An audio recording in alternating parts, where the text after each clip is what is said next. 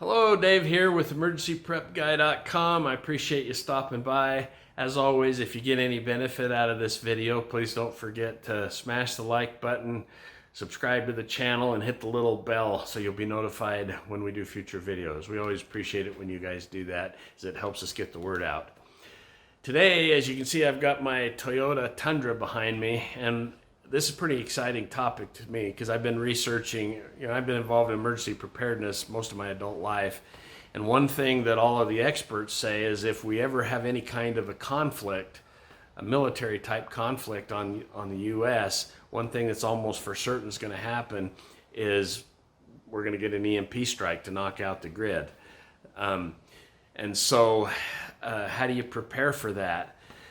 They used to tell us that, the kind of the old school logic was there wasn't any way to prepare your vehicle. You just had to have a vehicle that was built before they put computers in the vehicle. I used to have a early 70s pickup just for that very purpose. But about a year and a half ago, I heard about this company, EMP Shield.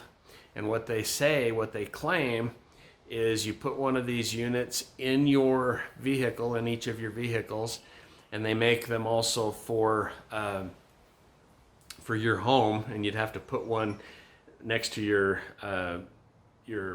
breaker box, your breaker panel in your house. If you have more than one breaker panel, then you'll need one for each of them.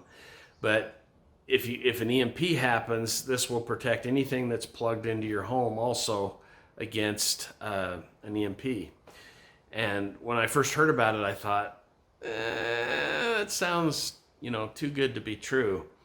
And so I started researching it, and I ran across a video by the owner or founder of EMP Shield, and he was talking about all of the science and how it works. But what finally convinced me, what makes me super excited about it now, is who their customers are. Their main customers are police departments around the country and military departments. They're installing them in all their vehicles and buildings and things to protect against EMP. If it's good enough for them, it's good enough for me. I'm pretty excited about it. So one other quick thing I want to mention, because I'll get into the install and I'll kind of forget about it. If anybody wants one of these, if you use my code, I have a discount code that'll save you $50.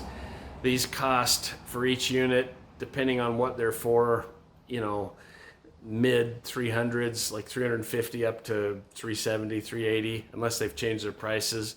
But when I bought these, that's what they were. And if my discount code is PrepGuy, all one word, PREPGUY. If you type that in, all lowercase, and you buy these, you'll save $50 on it. So anyway, let's get to the install, and I'll show you how to do it.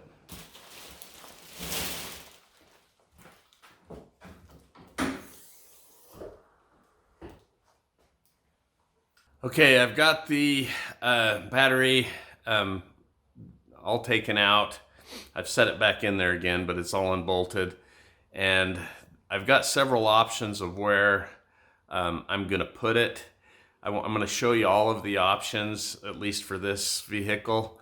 And you guys may think if it was you might want to put it in a different spot. But anyway, I'll show you all the options that I feel like there are and where I decided to put it. So here's the battery. It's disassembled. Right in here in this side, you can't see it really well, but I'm hanging on to the EMP shield right there. The wall is flat enough there. I've just got to clean some of the dust off that it should adhere really well in there. Then that's probably where I'm going to put it.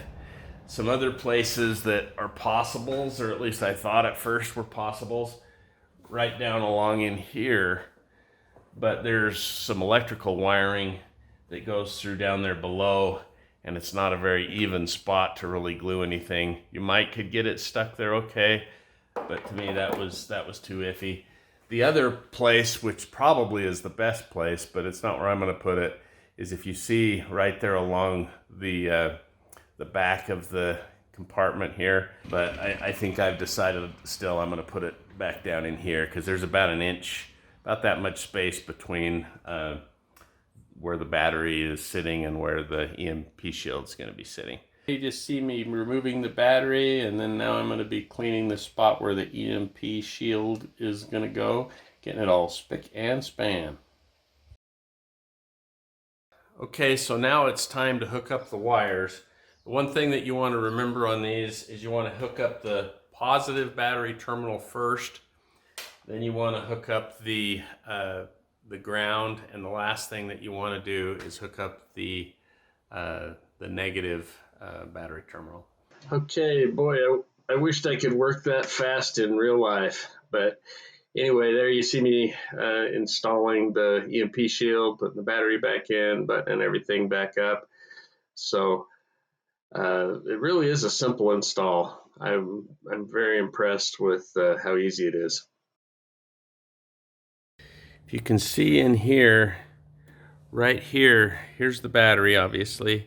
Right over here is the EMP shield, and you can see that it's working because as you look down there, you can see the green light on.